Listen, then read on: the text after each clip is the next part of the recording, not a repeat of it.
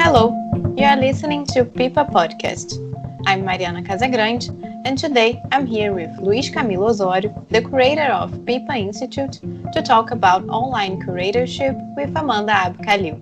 Amanda is a Lebanese independent curator based between Rio and Beirut. She is one of the curators of the online platform CoVideo 19 and the curator of temporary art platform. We have been seeing some changes and adaptations in the art distribution since the pandemic has started. For example, you created CoVideo 19, an online platform during the social isolation from March to July, I think. And since 2015, you also have temporary art platform. So how do you see this moment concerning the increasing offer of online platforms and exhibitions? How do you think we are dealing with this transformation from physical exhibitions to online exhibitions? And just to add to her question, the CoVideo 19 was focusing only in video works, right? So, thank you so much for having me. Well, I will start telling the story behind CoVideo and how it came about as a completely improvised and curatorial project on the whim. I was in Rio when the confinement of the pandemic started. I was working on an exhibition that was supposed to open 2 weeks after at the Paço Imperial. And we were really in the midst of the preparations of this exhibition when, we received that email saying that the exhibition will be postponed. And then all of a sudden we had to stay in. It happened that a friend of mine, Shireen Karam, who was a gallerist from Beirut, got stuck in Rio de Janeiro with me at home. And then really kind of on a living room chat, I came up with this idea, and then I invited her to contribute with me and think of, who we can invite to also contribute for a daily posting. Little did we know that this confinement would last this long. When it started, it was we were thinking that it would be a matter of 2-3 weeks. So I called Bianca Bernardo, an independent curator from Rio with whom I had worked before, and I really have shared lots of sensitivities with her. And so we had a Skype call, and then 6 hours later, the website was done. So we were thinking about this curatorial project as we were doing it. And the idea was simple. It was to select video artworks of contemporary artists, international, focusing on the global south as much as possible, because this is our terrain of expertise, I would say, the three of us, and then post them daily at the same hour on this website. It started really like that. I mean, we started looking at websites of artists, galleries pages, and making a selection 10 days ahead.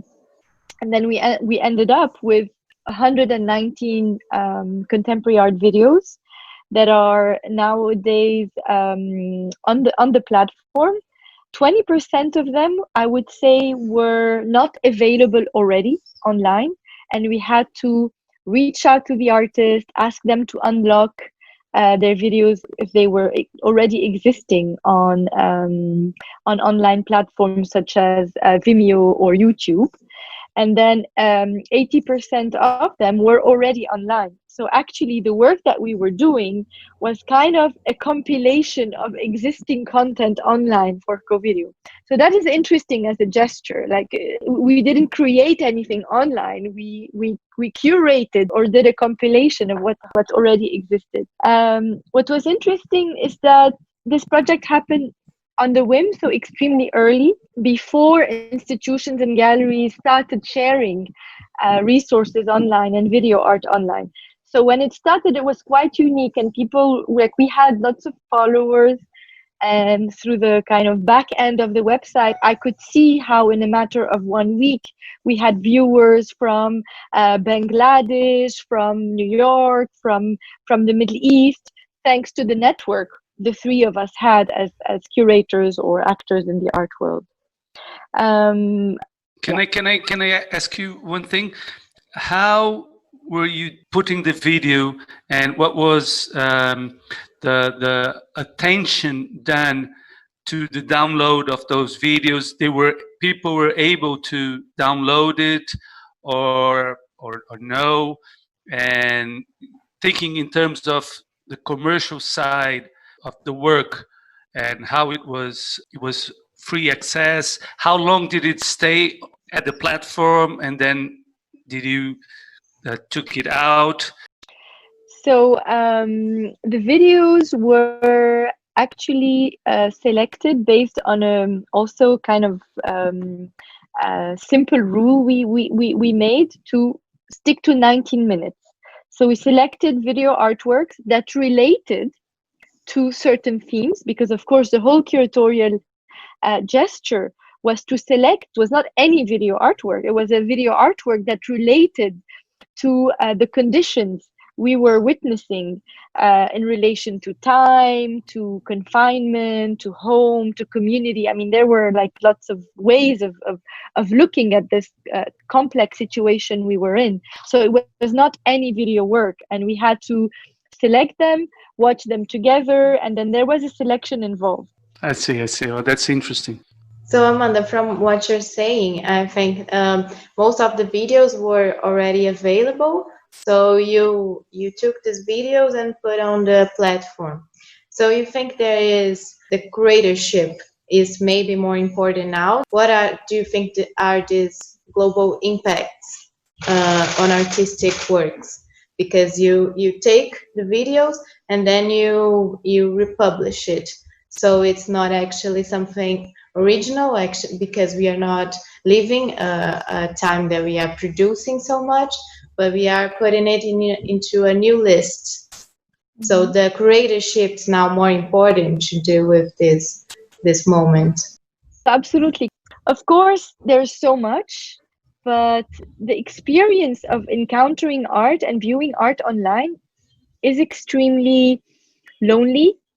You feel like you're wandering in a desert and you don't know where to go, what to see, especially when you receive all these emails that are loaded with content, you know, like a channel with 100 videos, and then you're like, where do I start? It's like, you know, when you're zapping, I don't know if you can call zapping on Netflix or movie, but you know, you look at the videos and then you watch the trailer and then you zap.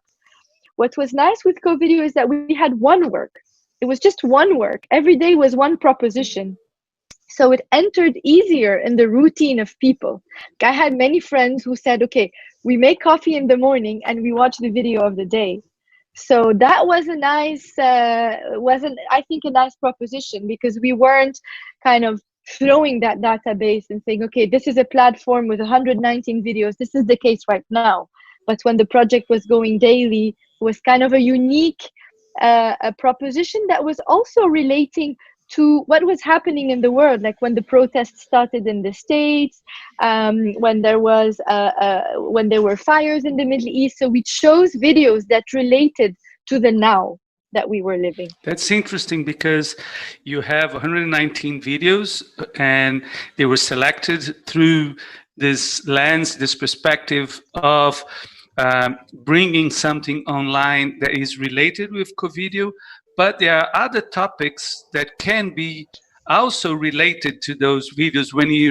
Even if you look now, you have a block of 119 video as a collection of CoVideo 19, and you can come back to this collection and recreate different selections dealing with Black Lives Matter, dealing with the Middle East conflict, dealing with the Beirut tragedy. But you can reread this.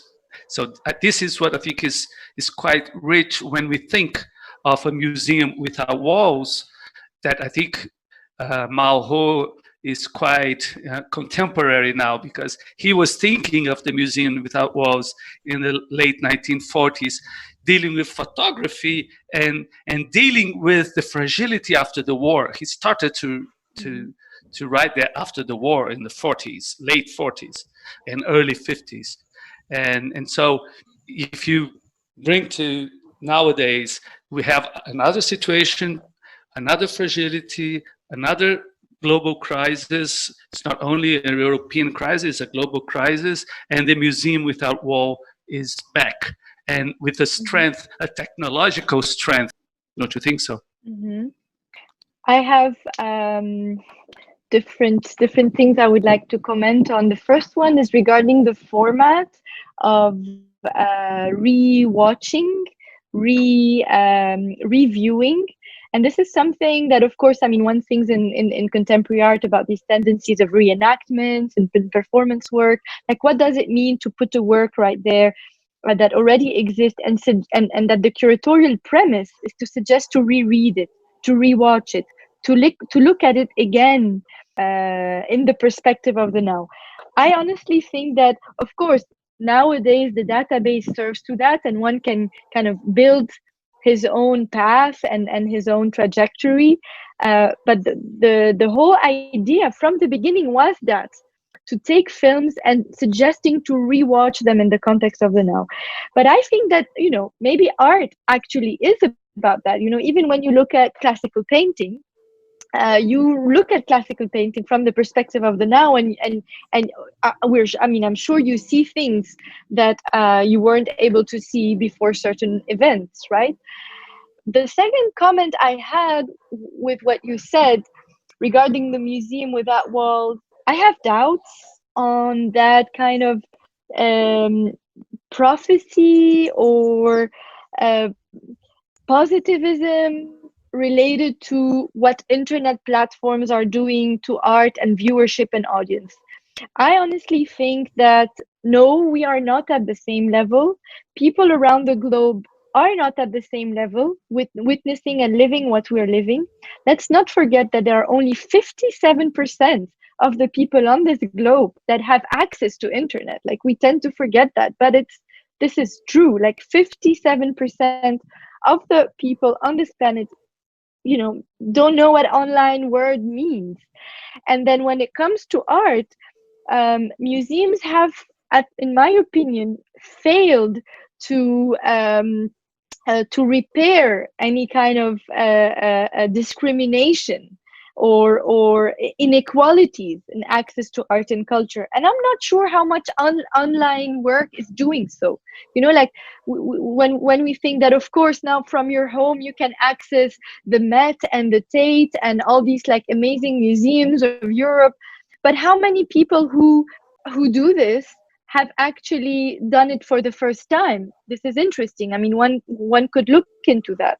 Like, I think of this inquiry that Pierre Bourdieu with Alain Darbel did in France in 1966, L'amour de l'art, when they actually did an enquête on the audience of museums, and then they actually realized that it's not because the museum is free that more people would go. Of course, more in numbers, but not more in diversity.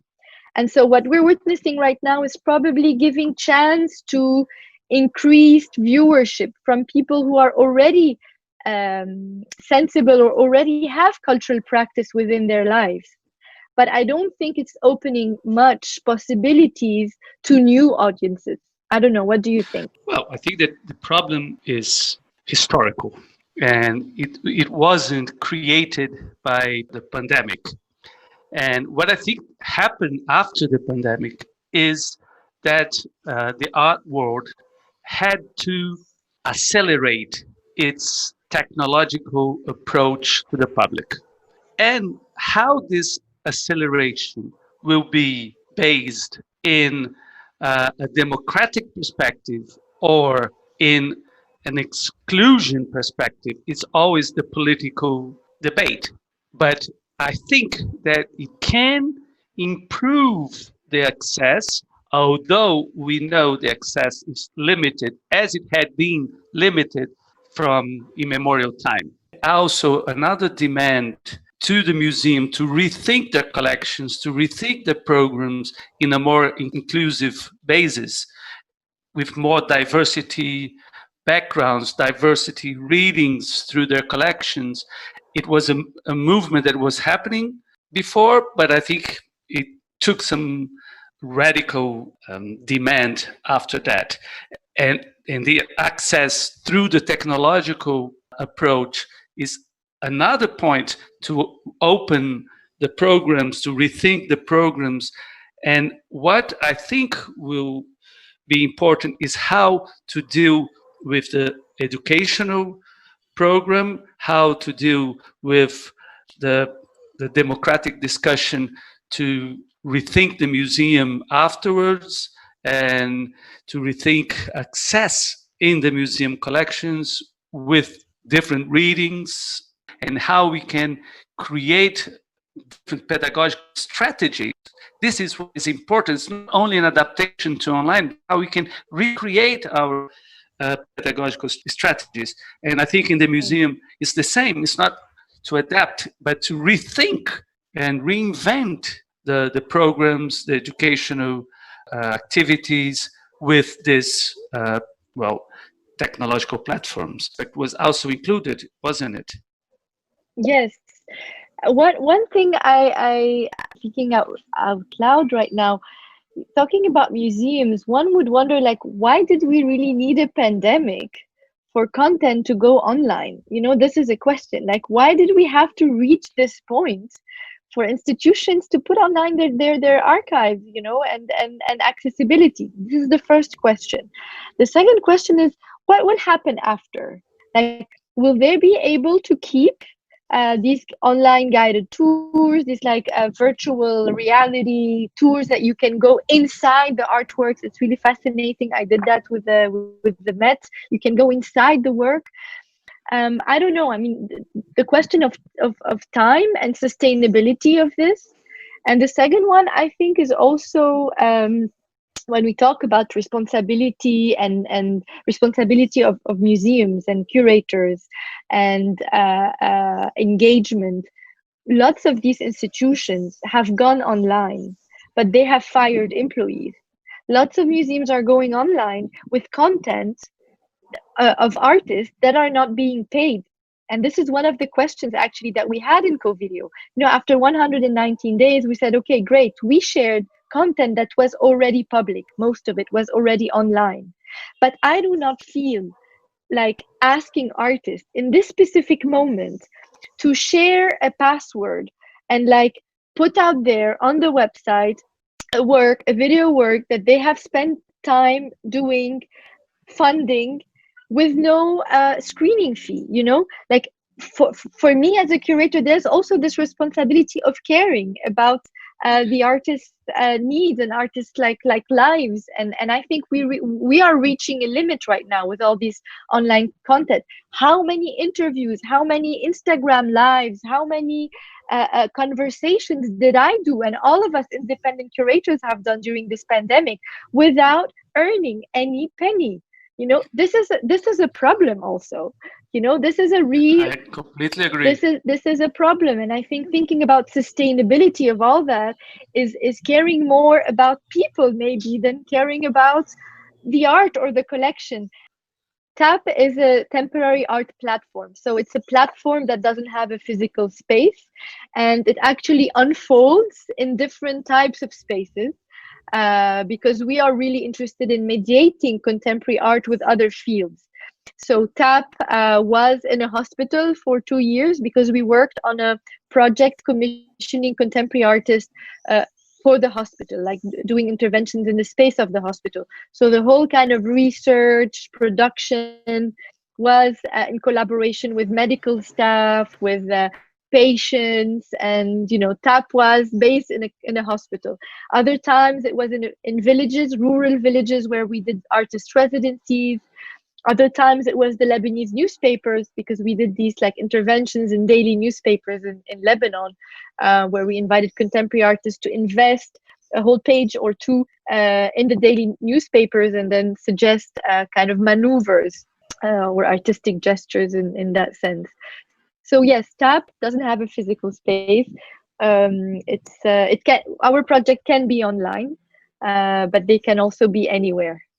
And can you, as you said, that you work in a hospital, and as I know that your project in Brazil was dealing with hospitality, And can you explain a little bit, talk a little bit about the project that was supposed to be happening at Paço Imperial now, but it had to be postponed, and it was dealing with Brazilian and Middle East artists, I think, but the subject that was uniting all the artists was the subject of hospitality, and I think it became even more urgent to think hospitality after the pandemic, after the Beirut crisis. So first explain the project as it was supposed to be happening, and how will you rethink it for next year, if you're gonna rethink it for next year after all these tragic situations that we came across?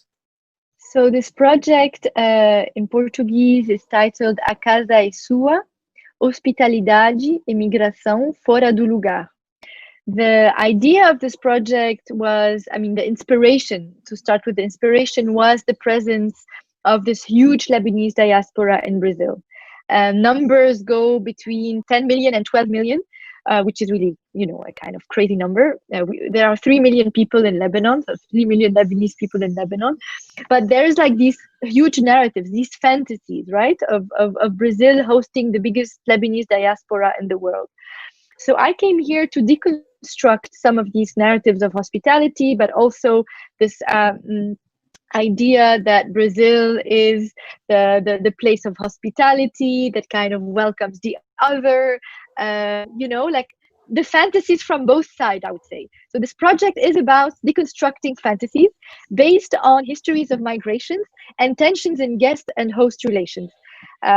So these tensions in guest-host relations, of course, exist in the narratives of migrants, but they also very much relate to curatorial work. So the project is a contemporary art exhibition with 20 artists, international artists, dealing with notions of migration and tensions in guest-host. But the exhibition will happen, hopefully, in the coming month, January, February, as soon as museums are secure enough in Rio to welcome audience. Like many cultural and art institutions in Lebanon, we've been really living, I would say, the worst years, even before the war. Like, I wouldn't put the war as a time frame.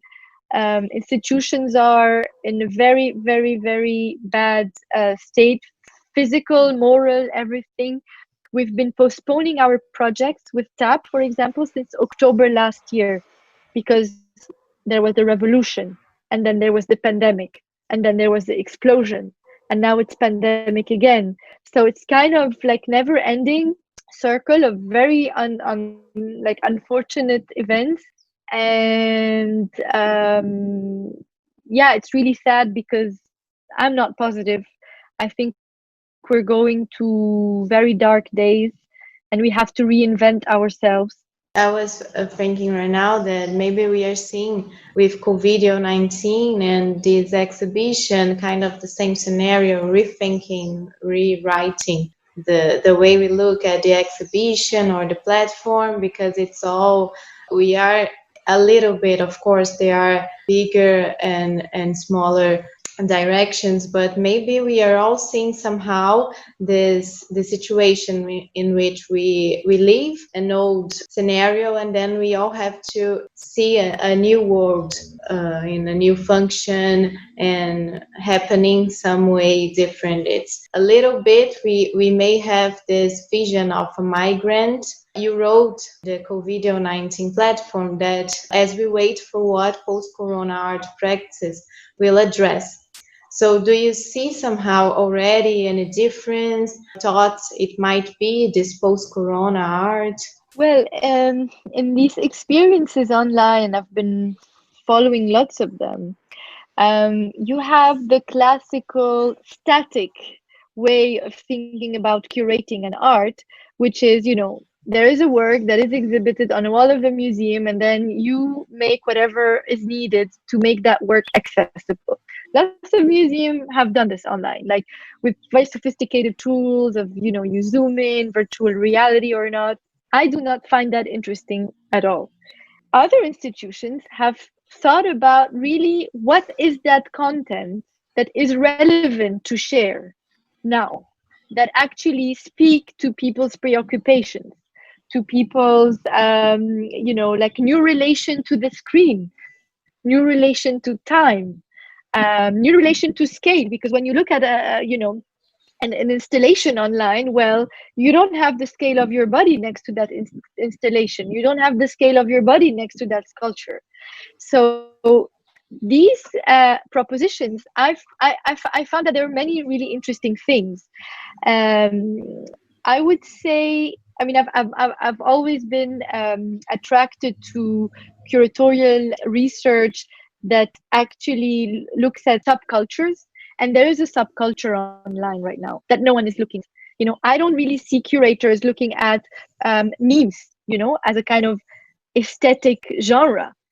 Of course, it's a subculture online. There's a lot happening. Like, we evolve, like our world right now, from online seminars to learning, to experiencing art, to learning how to cook, to pornography, to you name it, like our desires, our needs are all inside that screen. And I think that there's a lot that can be done with these new ways of relating to I would say digital material. What post-corona addresses, I think we are in a time of distress, of social distress and of rupture. And as long as we do not face this rupture as a real one, a social, an economic, an aesthetic, then I think we would go back to what we all fear of the normal. Like it would be a new normal.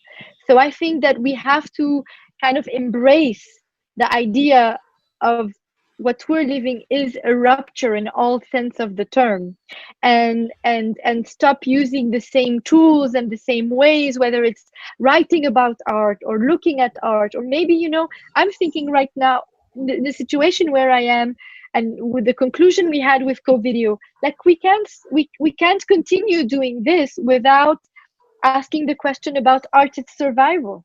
Like this is a very, very tough year for artists all around the world, especially artists that, live and work in contexts like in Brazil or in Lebanon, where there is very little support to their, to their life. And we have to think of the sustainability of the field right now.